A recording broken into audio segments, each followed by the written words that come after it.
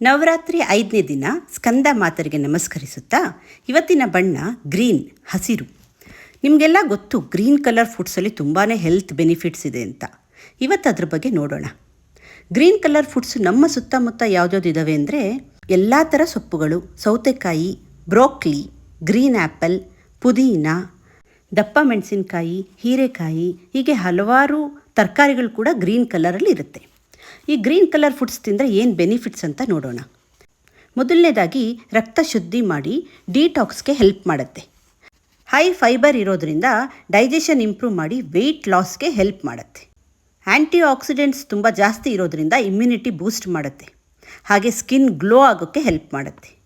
Iron ಮತ್ತು ಫಾಲೇಟ್ ಜಾಸ್ತಿ ಇರೋದ್ರಿಂದ ನಿಮ್ಮ HP ಲೆವೆಲ್ ಇನ್ಕ್ರೀಸ್ ಆಗಿ ಎನರ್ಜಿ ಜಾಸ್ತಿ ಆಗುತ್ತೆ, ಸುಸ್ತು ಕಮ್ಮಿ ಮಾಡ್ತಾ ಹೋಗುತ್ತೆ. Heart health, eyesight problem, cholesterol problem ಇದನ್ನೆಲ್ಲ ಕಮ್ಮಿ ಮಾಡುತ್ತೆ. ಹಾಗೆ ಆ್ಯಂಟಿ ಏಜಿಂಗ್ ಕೂಡ ಆಗಿ ವರ್ಕ್ ಆಗುತ್ತೆ. ಸೊ ನಿಮ್ಮ ಡಯೆಟಲ್ಲಿ ಗ್ರೀನ್ ಕಲರ್ ಫುಡ್ಸ್ನ ಇನ್ಕ್ಲೂಡ್ ಮಾಡಿ.